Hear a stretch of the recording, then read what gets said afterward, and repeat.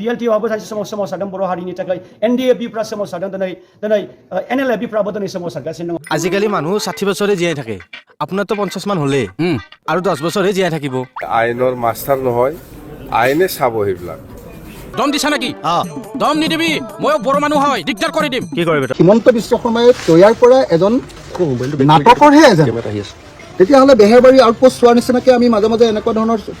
press মিটবিলাকে চাই থাকিম আৰু পিছত চাবি ঐ উঠি টাচ নকৰবি কি কৰিবি কি কৰিবি দিম কিন্তু जोङो बनसुखौ नेटआव सार्च खालामबा बे 4 बोसोरनि गेजेराव बनसुआ मा बुस्थु जोंखौ दिल्लीनि दरबाराव जोंखौ सिनायो बनसुखौ जोङो आसामनियाबो मिथियो जोंखौ बे 4 बोसोरनि गेजेराव जों सेपारेट स्टेट बड'लेण्डनि डिमान्डखौ जोङो सेन्ट्रेलावबो जोङो डिमान्ड बोखांदों চাহ বস্তু মই ভালত ভাল বেয়াত কিন্তু জমকল ঐ দম দিছা নেকি দম নিদিবি মই বড় মানুহ হয় দিগদাৰ কৰি দিম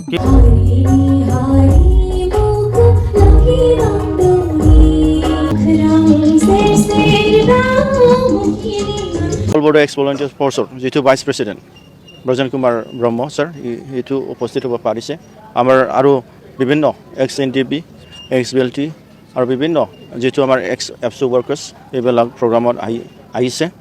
আৰু আমাৰ আজি যি প্ৰগ্ৰাম সেই প্ৰগ্ৰামটো ছাকচেছফুল হৈছে আৰু ইয়াত আমাৰ যিটো বড়ো নেশ্যনেল ষ্টুডেণ্টছ ইউনিয়নৰ যিটো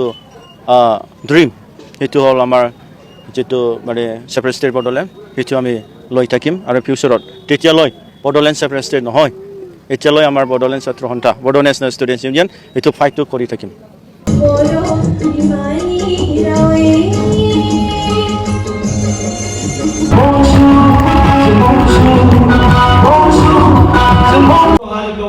চেষ্টা খালামो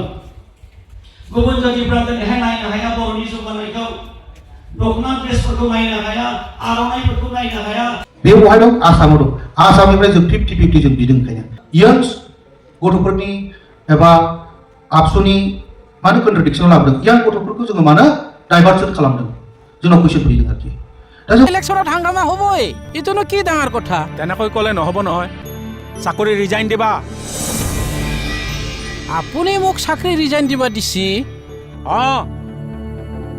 মাউনি ঠুমফ্ৰা লিডাৰলে কি গৌৰৱ গগৈ ভাৰতৰ প্ৰধানমন্ত্ৰী হ'ল পাকিস্তানে কি ক'ব যে গোটেই আৰ্মি সিক্ৰেট মুক দে বোলে নিদিওঁ ঠিক আছে চলো তোমাৰা ये फोटोग्राफ में रिलीज कर दे তেতিয়াহ'লে বেহেৰবাৰী আউটপোষ্ট চোৱাৰ নিচিনাকৈ আমি মাজে মাজে এনেকুৱা ধৰণৰ প্ৰেছ মিটবিলাকে চাই থাকিম আৰু মই কিন্তু একো কোৱা নাই দেই চাহ বস্তু মই ভালত ভাল বেয়াত কিন্তু জমকল ঐ দম দিছা নেকি দম নিদিবি মই বড় মানুহ হয় দিগদাৰ কৰি দিম কি দিম কিন্তু মই ইছাম আপোনাৰ যে লগাইছে মোক চাগে ঈশ্বৰে মিলাইছে কি কোৱা একদম মিলাই আমাৰ হিমন্ত বিশ্ব শৰ্মাই তৈয়াৰ কৰা এজন নাটকৰহে এজন মই যোগাৰ কৰছো মোহনৰ দোকানত বনাম চবে মিলি অলপ অলপ খাই দিম পুৰা মজা মজা মজা মজা এইবেলিহে কিহৰ হেণ্ডছেক হে নাই ছাৰ এনে টুক্তি কৰি আছে নেকি এনে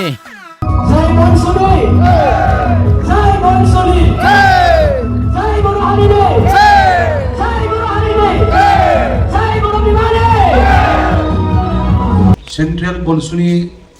आफादगिरि ब्रिटेन इस्लारि बेजों लोगोसे बिथांनिनो लोगो जेनेरेल सेक्रेटारि सानसुमा बसुमतारी হিমন্ত বিশ্ব শৰ্মাই তৈয়াৰ কৰা এজন নাটকৰহে এজন তোমাৰ পৰিবাৰে পাকিস্তানৰ দৰমহা ল'ব তোমাৰ পৰিয়ালে পাকিস্তানত অহা যোৱা কৰি থাকিব তুমি 10 দিনলৈকে গৈ তাতে ট্ৰেইনিং ল'বা ল'ৰা ছোৱালীক বিদেশী কৰিবা এণ্ড ইটছ ফ্লপ শ্বো जातिफ्रा दिनैहाय नायनो हाया बर'नि जौगानायखौ दखना ड्रेसफोरखौ नायनो हाया आर'नाइफोरखौ नायनो हाया बिसोर जोंनि राव जोंनि हारिमुफोरखौ जौगानायखौ नायनो हाया नाथाय बिथांमोन नायनो हायाबालाय मा जानो जोङो रोंगौथिखौ लानानै जोङो अरायसम जोङो जौगालांबाय थागोन जोङो जुजिलांगोन বিভিন্ন माबाफ्राव फिल्डफ्राव लानानै एग्रिकालचारावनो होन फरायनायावनो होन जोङो जौगानो जों नांगोन हाल एवनाय माइ गायनायफ्रावबो जों जेना अमा फिसिनायफ्रावबो जोङो जेना दाउ फिसिनायफ्रावबो जों হিমন্ত বিশ্ব শৰ্মাই তৈয়াৰ কৰা এজন নাটকৰহে এজন তেতিয়াহ'লে বেহেৰবাৰী আউটপোষ্ট চোৱাৰ নিচিনাকৈ আমি মাজে মাজে এনেকুৱা ধৰণৰ প্ৰেছ মিটবিলাকে চাই থাকিম আৰু তোমাৰ পৰিবাৰে পাকিস্তানৰ দৰমহা ল'ব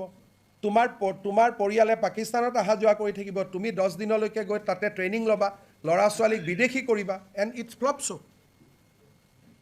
তো এনেকুৱা উত্তৰ যদি দিয়ে সেইজন মানুহৰ পৰা কালি পৰহি কি ক'ব অসমৰ মুখ্যমন্ত্ৰী হ'ব ইয়াত পাকিস্তানৰ চোৰাংচোৱা ঘূৰি থাকিব এৰেষ্ট কৰিলে ক'ব ফ্লপ শ্ব' SBক কি ক'ব পাকিস্তানৰ চোৰাংচোৱা ঘূৰি থাকিব একো নক'ব বিকজ তেওঁৰ ফটো পাকিস্তানে ৰাখি থোৱা নাই বুলি ভাবিছে নেকি I am concerned with Assam 10 दिन जेतिया गौरव गोगोई पाकिस्तान में घूमा किसको मिला किसको नहीं मिला पाकिस्तान वीडियो करके नहीं रखा है आप मुझे बताइए अगर कोई 10 दिन पाकिस्तान घुमा हुआ है कौन सा पाकिस्तान आर्मी को मिला है कौन को किसको मिला है किसको नहीं मिला है पाकिस्तान उनका डिजिटली रिकॉर्डिंग नहीं किया है उनका विजिट को और वही जब दिखाएगा Gaurav Gogoi will not be blackmail गिल युद्धर शहीद सकলৰ তেজৰ মূল্য দিব পাৰিব জানো ফ্লপছো শব্দটো এই শব্দটো দিয়ে সব হৈ যাব এই ফ্লপছো বুলি ক'লে আপুনি উৎসাহেৰে মোক সুধিলে তো যিবিলাকে পাকিস্তানৰ লগত যুদ্ধ কৰি প্ৰতিদিনে মৃত্যুবৰণ কৰি আছে শ্বহীদসকলক তেওঁলোকৰ পৰিয়ালৰ ওচৰত গৈ গৌৰৱ গগৈয়ে কওক এইটো ফ্লপছো বুলি কিমান মানুহ মৰিছে পাকিস্তানৰ লগত যুদ্ধত অসম আৰু ভাৰতীয় সেনা কিমান মৰিছে দ্য নাম্বাৰ উইল বি মোৰ দেন লাখ আমাৰ অসমৰ কিমান মানুহে বাংলাদেশৰ সময়ত পাকিস্তানৰ লগত যুদ্ধ কৰি মৰিছে তেওঁলোকৰ পৰিয়ালৰ আগত গৈ কওক এখন ফ্লপ শ্ব' বুলি ময়ো যাম কালি পাকিস্তান আহি কম ফ্লপ শ্ব' আপুনিও যাওক চ' ইজ ইট এ আনচাৰ এই আনচাৰটোৱে কি বুজাইছে যে তহঁতি মোক একো কৰিব নোৱাৰ মই বুঢ়া আঙুলি দেখুৱাই আছোঁ কাক বুঢ়া আঙুলি দেখুৱাইছে শ্বহীদসকলক সেনাবাহিনীক যোনে ডেইলি মৃত্যুবৰণ কৰি আছে এইটো আমাক ফ্লপ শ্ব' কোৱা নাই তেওঁলোকক কৈ আছে वहाँ उसको किससे पाकिस्तान मिलवा दिया मान लीजिए ये अभी जो हमारा बॉम्बिंग हुआ एक ऐसी इसमें क्या हुआ इसका भाई जो मरा उसका नाम क्या है जो हमारा फ्लाइट को मान लीजिए अजहर मसूद और गौरव गोगोई का मीटिंग हुआ सेहरा थोड़ा अदल बदल करके या इनका भाई से मीटिंग हुआ पाकिस्तान फोटोग्राफ करके नहीं रखा है तो 10 दिन जब आप एनिमी कंट्री में घुमा है आपका हर दिन पाकिस्तान रिकॉर्ड करके रखा है आप जो दिन भी आप मुख्यमंत्री बनेगा प्रधानमंत्री बनेगा पाकिस्तान ऑपरेटर आके क्या बोलेगा देखो ये हमारा पास तस्वीर है हम जैसे बोल रहा हूँ ऐसा काम करो नहीं बोलेगा आप लोग बताइए he is a national threat now 10 दिन যেতিয়া পাকিস্তানত ঘূৰি আছে কাক পাইছে কি পাইছে কাক হেণ্ডশেক কৰিছে পাকিস্তানে ৰেকৰ্ড কৰি ৰখা নাই কোনজন ISR এজেণ্টক লগ পাইছে কোনজন ডেপুটি কমাণ্ডেণ্টক লগ পাইছে কোনজন কাক লগ পাইছে কোন কাশ্মীৰৰ উগ্ৰপন্থীক লগ পাইছে কোট চুটত গোটেইবিলাকতো পাকিস্তানে ৰেকৰ্ড কৰিছে হয়তো গৌৰৱ গগৈও নাজানে মই কাক লগ পাইছোঁ যেতিয়াই গৌৰৱ গগৈ ইম্পৰ্টেণ্ট পজিশ্যনত আহিব তো পাকিস্তানৰ মানুহে আহি কি ক'ব যে গগৈজি আমি জैसा बोलो ऐसा करो आपका ये तस्वीर है आप सोचो आप लोग now he is the most vulnerable politician in India sir he is so vulnerable that he can be blackmailed for anything মই এইটো দুখত কৈছোঁ যে অসমৰ ৰাজনীতি কৰা মানুহ এজন এতিয়া পাকিস্তানৰ হাতপুতলি হৈ গ'ল কাৰণ 10 দিন ক'ত খাইছে ক'ত বহিছে কাক লগ পাইছে কাৰ লগত কথা পাতিছে পুৰা ৰেকৰ্ডিং আছে আজি মই যদি পাকিস্তানত 3 দিন যাওঁ ক'ত মই কি কৰিছোঁ যে গলত মানুহ এজনক মোক লগ কৰাই দিব তো সেই ফটোটো মই ইয়াত পজিশ্যন আহিলে মোক নেদেখুৱাব আজি গৌৰৱ গগৈ ভাৰতৰ প্ৰধানমন্ত্ৰী হ'ল পাকিস্তানে কি ক'ব যে গোটেই আৰ্মি সিক্ৰেট মোক দে बोले नहीं दूँ ठीक है चलो तुम्हारा ये फोटोग्राफ मैं रिलीज कर देता हूँ now after today's press conference he is द most वालनारेबल politician in the country 10 दिन मोरतो भय लगी আছে যে কাক কাক লগ পাইছিল আৰু ব্লैकमेल নহলে এইবিলাক প্ৰশ্ন সুধে নেকি পাৰ্লিয়ামেন্টত নিউক্লিয়াৰ এমুনেशन कोर्ट আছে अगर वो ब्लैकमेल नहीं होते थे ये सब क्वेश्चन करते कोई पार्लियामेंट में कि न्यूक्लियर वेपन कहाँ है न्यूक्लियर एनर्जी कहाँ है यूरेनियम कहाँ है कोई ये सब प्रश्न पार्लियामेंट में करते हैं देश का মই আইনৰ মাষ্টাৰ নহয় আইনে চাব সেইবিলাক Bodo National Students Union Guwahati Kamrup Metro District Committee दाफुंनायनि बे हाबाफारियाव नुजाफैनाय आंनिनो अनजालु लोगो नोंथांमोन लोगोसे दिनैनि बे हाबाफारियाव नुजाफैनाय सेंट्रेल बनसुनि आफादगिरि दैथेन इस्लारि बेजों लोगोसे बिथांनिनो लोगो जेनेरेल सेक्रेटारि सानसुमा बसुमतारी आरो सेंट्रेल बनसुनि दैदेनगिरि नोंथांमोन लोगोसे दाब दाब जायगानिफ्राय फैनाय डिस्ट्रिक्टनिफ्राय फैनाय बनसुनि मावथिफारि लोगो नोंथांमोन आरो दिनैनि गुवाहाटी कामरुप मेट्र' डिस्ट्रिक्ट कमिटिनि बावैसो गायसनजानाय बडि आरो बिनि प्रेसिडेन्ट सेक्रेटारि आरो मावथि लोगो नोंथांमोन आरो गुबुन गुबुन कलेजेसनिफ्राय फैनाय आंनि फंबाय बिनानाव लोगो नोंथांमोन आं सुंद'यैनो बुंगोन खोथाखौ आरो आं स्ट्रेट फरवार्डनो बुंगोन बनसुनि जोनोमा 2022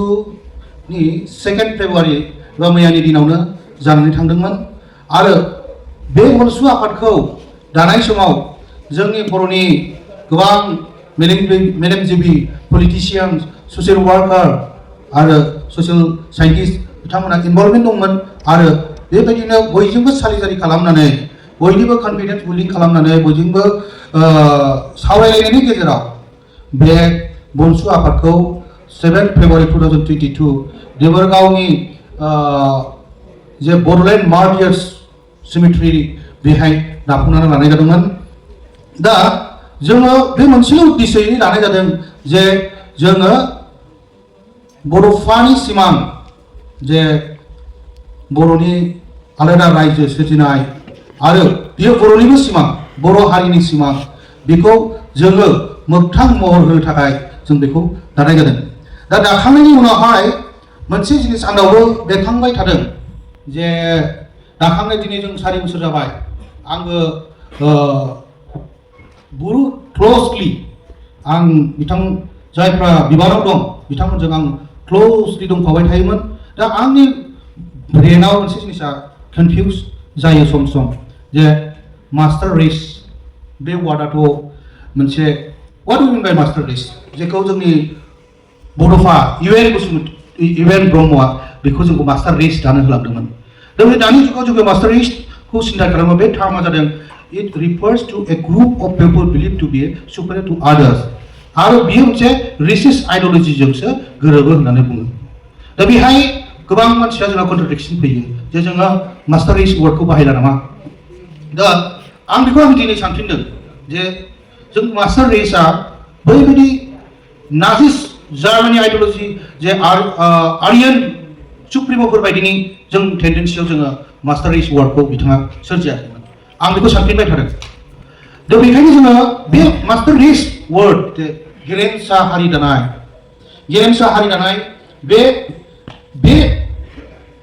बे शब्दजोंनो जोङो खामानिखौ मावलांनांगोन दा बे जोंनि गेरेमसा हारि दानोब्ला जों मा सेक्टराव जों आवगायलांनांगोन जों मा सेक्टराव जों सेफ गार्ड होनांगोन दा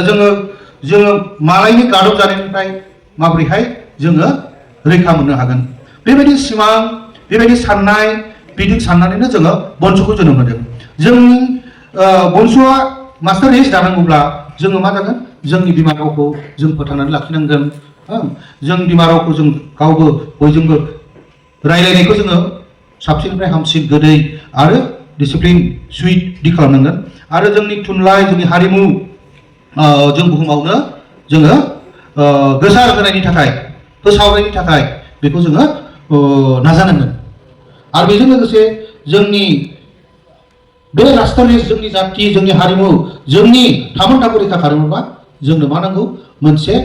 स्टेट मोनसे जायगा जोंनो मोनसे न' जोंनो मोनसे होमलेन्ड जोंनो नांगौ बेनो जाबाय जोंनि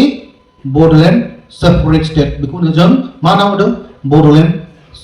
बड'लेण्ड जोंनि सेपारेट स्टेट जानांगौ जों आसामनिफ्राय बे बहाय दं आसामाव दं आसामनिफ्राय जों 50-50 जों बिदों ओंखायनो दा बे सिमांखौ जिहेतु जोंनि बड'फानि बे सिमांखौनो नोजोर बोनानै जोंनि बर' रायजोआ एसेबां गोजौ आवगायलांखाबायबा बे मुभमेन्टखौ जों मानो माने कमप्रेहेन्सिभ फाइनाल सल्युसन होननानै जों मानो दोनथ'नो होननानै जों बे बनसु आफादखौ जोङो 7 फेब्रुवारि 2022 आव जों महर होफिनदों बयनिबो बोर आरो जोंनि जेसेबां मार्टियार्स बिसोरनि बोर बिसोरखौ सिबिनानै बिसोरखौ मान बावनानै बेखौ जोङो देबरगावनि बे सिमिट्रियाव जों दाना लानाय जादों दा आं बुंनो नागिरदों जे जोङो बनसु दानानै जों मानो यंग्स गथ'फोरनि एबा आबसुनि मानो कन्ट्रडिक्सन लाबोदों यां गथ'फोरखौ जोङो मानो डाइभार्सन खालामदों जोंनाव कुइसन फैदों आरोखि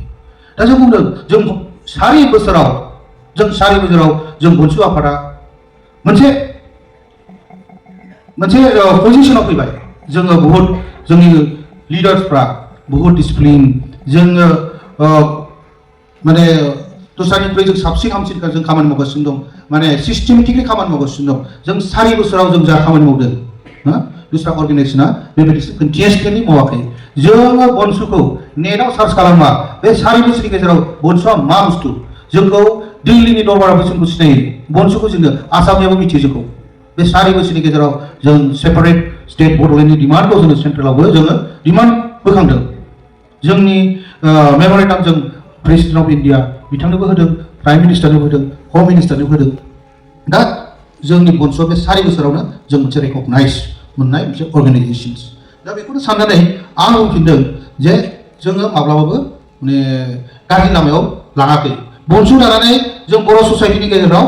जोङो बिबान लाबोआखै बर'सो जों मा लाबोदों जोङो लिडारशिप क्रिएट खालामदों जोंनि गेजेराव गोदान जोनोम मोननाय गोदान ब्रिलियन्ट